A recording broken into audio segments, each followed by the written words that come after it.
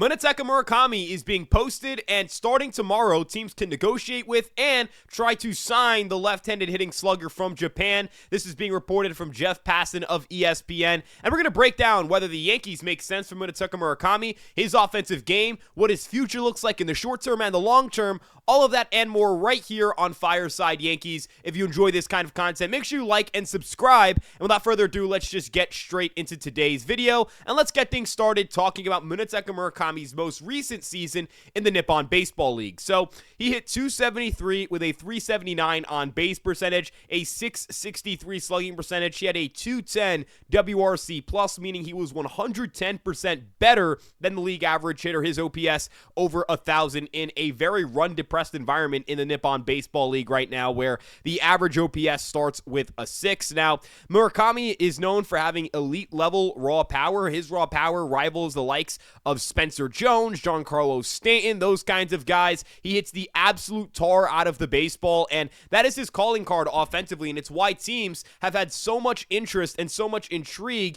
in Murakami over the last few years. His power is undeniable. He has hit 30 or more home runs in 6 seasons in the Japanese Nippon Baseball League. This past season, he only hit 22, but that's because he only played 56 games. Now, if you look at the last 3 years over in the NPB, Munetaka Murakami has been one of the top performing hitters at that level and in that league. If you look at his OPS of 891, it's 4th. His WRC plus of 163 is 5th, and his slugging percentage of 514 is 5th in the NPB, again, among qualified hitters. That's over the last 3 seasons. He has 86 home runs. Nobody in the league has more. If you want to look back to his 2021 season, he has 181 home runs. No one's even within 20 home runs of him. He is such a prolific power hitter, but the concerns with Murakami's game stems from the high strikeout rates, low contact rates, and poor performance against high velocity. Murakami has struggled against fastballs at or above 94 miles per hour throughout his career in Japan, and if you look at his last 3 seasons in particular, he has struck out over 28% of the time, which is very high considering the NPB's average strikeout rate is around 19%, and the average fastball velocity over there is about 2.5 miles per hour slower than the average mile per hour velocity we see over here in the major leagues. So if you factor in an increase in velocity that Munetaka Murakami will face, if you factor in an increase in breaking ball and pitcher quality across the board, and finally, if you factor in the adjustment period going from playing in a league where contact is valued, where guys are pitching to contact and hitting to contact, you're going into a league where guys are optimizing to get swings and misses, get strikeouts, because they're capable of doing it with overpowering stuff and top-of-the-line velocity. So I think that's a big, big adjustment, and you're asking for a lot for a major league team to take Munetaka Murakami and essentially rework his entire swing, his bat path, and get him to a point where he can make acceptable contact at the big league level. His current contact percentage, at least this past season, was 63.9%. The year prior, it was 63%. Those are not good marks for somebody who is, again, coming over to the big leagues. If you look at that, and that's from Sports Info Solutions on Fangraphs, that kind of plate discipline, that kind of contact is just not acceptable at all for any big league hitter. The lowest qualified contact rate this season came from Aaron Judge at 67.6%. If you want to increase that sample size and have it so that it's minimum 300 plate appearances, the lowest is 62.5%. So Munetaka Murakami would have had the second worst contact rate in baseball. The worst would have belonged to Gabriel Arias of the Guardians. You look at the guys here who are sub 67%. It's Matt Wallner, it's Nick Kurtz, it's Jordan Walker, it's Michael Toglia, it's Christopher Morel, it's Michael A. Taylor, it's Gabriel Arias. Is he someone who falls into that Wallner-Kurtz category? Potentially, but I wonder if that's just because we're looking at 2 guys who have played Major League Baseball and have faced these kinds of velocities before, and I don't know if that's the kind of profile you want to bank on if you're the New York Yankees, and again, you're taking a guy from the NPB and importing him into Major League Baseball. The other concern that teams are going to have is with his defense. I think if he was a great defensive player or a valued defensive player, teams would be more willing or more open to the idea of taking this risk, because even if he's not hitting over a stretch of time, he's going to play great defense. But that's not the case with Murakami, who is a poor, and I do mean poor, defensive third baseman and not a good defensive first baseman either. So teams view him as someone who can play first base and stay at first base, but not excel at the position. More of a liability than a positive on that front. And that definitely is going to bring into question whether he's going to have to be a DH. And that just puts a ton of pressure on your offense. And I don't know if people are aware as to how important it is to not have that kind of pressure on your bat immediately in your big league career. There's not going to be room for error here. If Murakami is a 115 WRC plus hitter or OPS plus hitter, he's going to be a decent DH. If you look at the average WRC plus for a DH across the league this past year, it was a 115 WRC plus. The average OPS is 776. So I know Zips projects him pretty favorably. I believe they have him at a 124 OPS plus. He would be an above average DH.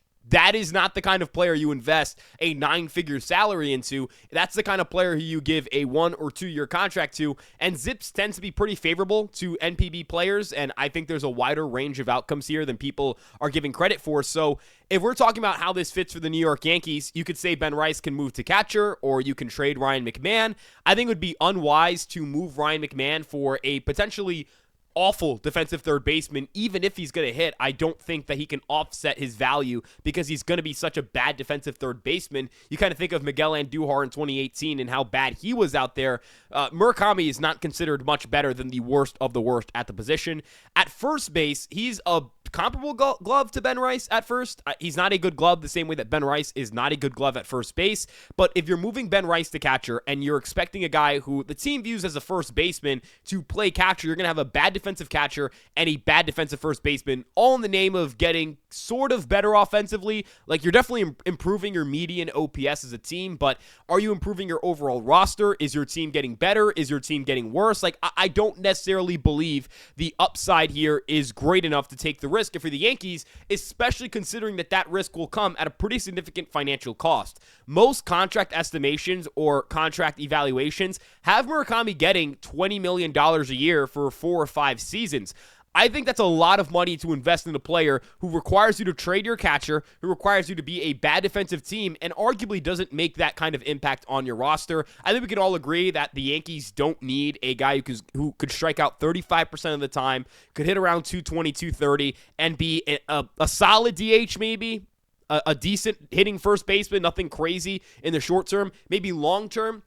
He becomes that kind of Japanese star, and I completely understand the Yankee fan perspective of, well, we want to sign a Japanese star. The Yankees haven't done it in a very long time. It's been over a decade since they signed Masahiro Tanaka. I think there are better ways to do that. I think there are better ways to get into the Japanese market, ways that help the Yankees and help what they're trying to do a little bit more than someone like Murakami would. So I know that the Yankees are going to be a team who they're going to cast a wide net, and I know they want to get back in the Japanese market, but I don't believe that Munetaka Murakami is going to be the kind of player who the Yankees end up signing. I just don't think it's a great fit. I know that it was reported on Sportsnet that the Yankees, that the executives believe the Yankees and Blue Jays are among teams that could go after Munetaka Murakami, but again, I don't believe that the New York Yankees will be signing him. I don't believe that the New York Yankees will be a team that desperately looks for a strong, high strikeout rate, low average, not great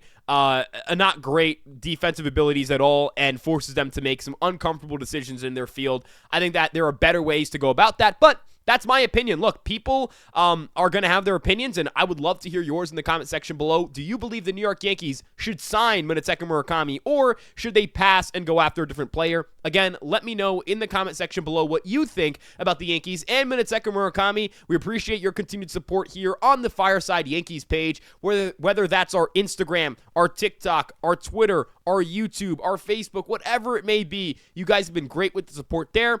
EmpireSportsMedia.com is where we have written coverage on all of your favorite New York sports teams, including but not limited to the New York Yankees. And we'll see you guys in the next one. Have a great rest of your day, and peace out.